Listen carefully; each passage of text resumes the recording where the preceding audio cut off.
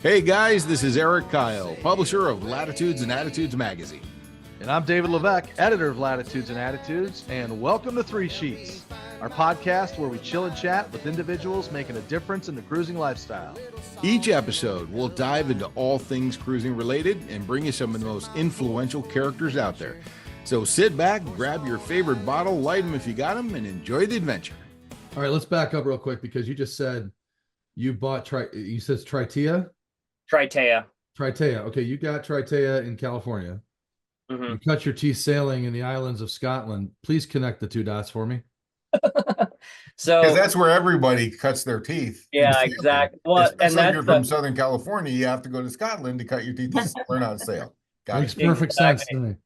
It is it's a funny thing.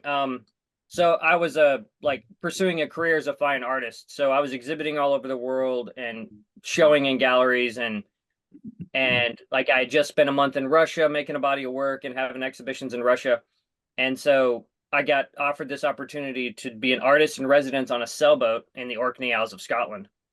So I did it. I'd done like 1 day sail before that, just kind of be like, oh, well, what's this like? You know, I made a drawing machine. So it was like this wheeled platter inside like a box that had paper and a fixed pin. So as we sailed between islands, this thing would just move around and the boat would basically create drawings. So that's what I did for my time there. But what really happened was like, I got on that boat and I was like, we were sailing between islands in the Orkney Islands, going to Neolithic sites of Neolithic man tombs, or, you know, there are sites, there's standing stones of Stoness that predate Stonehenge by 1,000 years. So, and these are peoples that vanished from the earth that we know very little about. So here we are sailing using the elements to go to these ancient sites. And I was like, this is possible?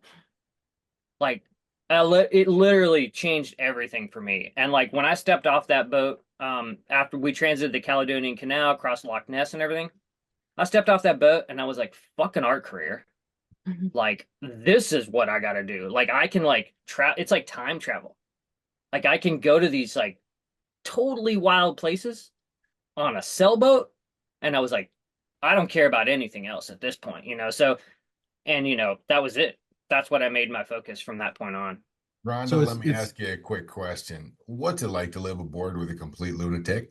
I think I'm equally as loony. Yeah. So it probably works okay. That's the only way it works. No, that's great though. I mean, do you have a history sailing as well, Rhonda?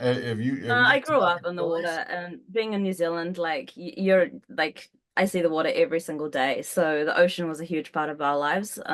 We had a tiny little sailboat when I was wee, and so Dad used to take us out in that, and then just grew up on buzz boats and things. And then as a teenager, I went sailing a bit, had partners with family with yachts, so had always sort of been in and around it, so it was always familiar. I don't get seasick at all, so yeah, it's kind of just like quite a natural thing for a Kiwi, I suppose, to be on the water.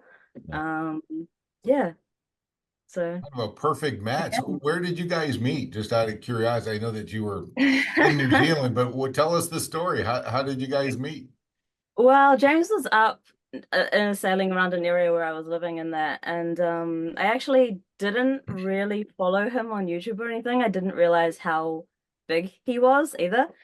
But I started following his Instagram account because he was sailing around areas in which I was. So I reached out to him one time with the storm coming in about a website that I knew, which was basically people renting out their mooring balls for people on holiday and things like that. But I just figured that the storm was coming in, and I had used it up in the Bay of Islands before, and just was like, reached out to him and sent him a link and just said, you probably know about this, but this is available, you know, to rent if you need it. And kind of, he didn't know about it. And then we kind of just like casually started like talking and stuff, and then just things kind of progressed from there. James asked me if I wanted to come sailing over Christmas. I was going to be working through, and went, flag it. Okay, I'll come for a week. And it ended up being like 16 days. I changed my flights back home, and yeah, it's kind of just. And then like a month later, you moved aboard. Yeah. You can find the complete interview with me and Rhonda on Three Sheets Podcast here on YouTube on their YouTube channel or wherever you get your podcast from.